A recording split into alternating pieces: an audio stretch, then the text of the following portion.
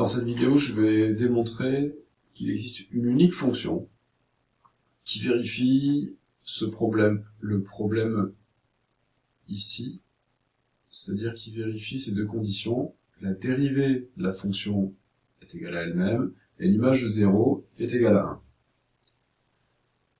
Ça justifiera le fait qu'on peut appeler exponentielle l'unique solution de ce problème-là, le problème qu'on va appeler problème étoile.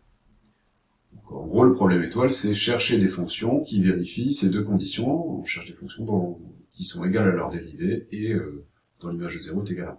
Alors on va supposer que deux fonctions, f et g, vérifient ce problème-là. F et g sont solutions du problème étoile. Ça signifie quoi? Eh bien que, d'une part, la dérivée de f, c'est elle-même, et l'image de 0 par f, c'est 1, et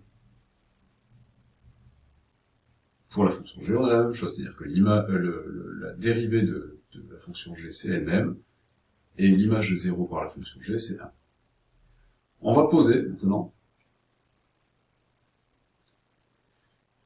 une fonction h, qui est définie sur R, par la relation suivante, l'image de n'importe quel nombre réel, et le quotient de f de x par g de x. Alors, cette fonction, elle est bien définie si on accepte comme prérequis qu'une fonction qui est solution de ce système-là ne s'annule pas sur R.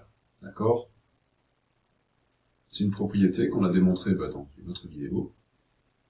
Si une fonction vérifie ces deux conditions-là, f ne s'annule pas sur R.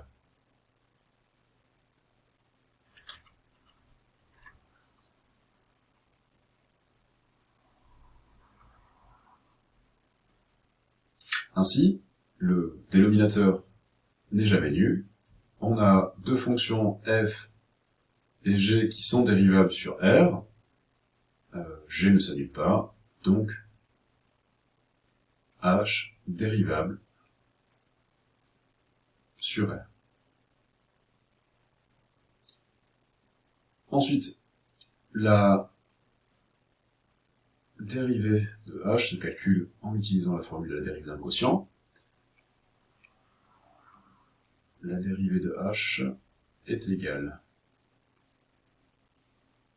Alors, au dénominateur, on va avoir g de x carré, et au numérateur, on a g de x fois f' de x moins g' de x fois f de x.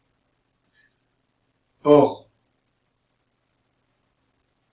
la dérivée de f, c'est f, donc on peut écrire que ce quotient serait écrit g de x fois f de x moins g' de x fois f de x, mais la dérivée de g, c'est g. Donc g', c'est g, donc g de x fois f de x sur le carré de g de x, mais du coup on voit que ça c'est égal à 0.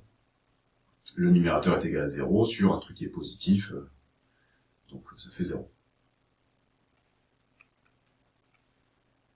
Donc pour tout x réel, la dérivée de h est nulle. Ça signifie donc que h est constante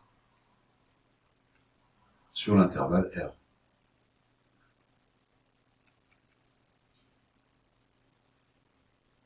Donc, pour n'importe quel x réel, par exemple, h de x, c'est la même chose que h de 0. Alors h de 0, c'est pratique parce que c'est facile, on peut le calculer. H de 0, c'est f de 0 sur g0, et donc f de 0 c'est 1, g de 0 c'est 1, donc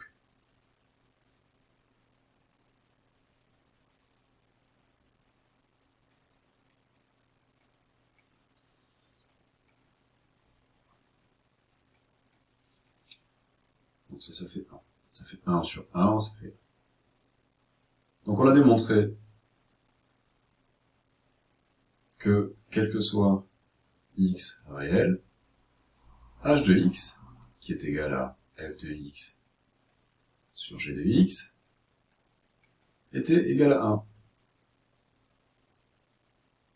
Et ça signifie que pour tout x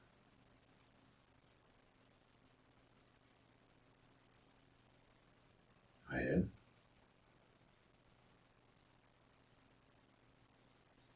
si on multiplie de chaque côté de cette égalité par g de x, f de x est égal à g de x.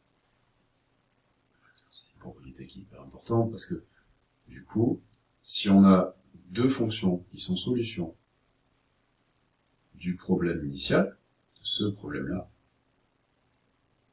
ce problème qu'on appelle le problème étoile, la dérivée de la fonction est égale à elle-même, et l'image de 0, c'est 1, alors ces deux fonctions sont les mêmes. Ça veut dire qu'il existe une seule fonction. Si elle existe, il y en a une seule. En gros, s'il existe une solution de ce problème-là, alors il y en a une seule. Cette unique solution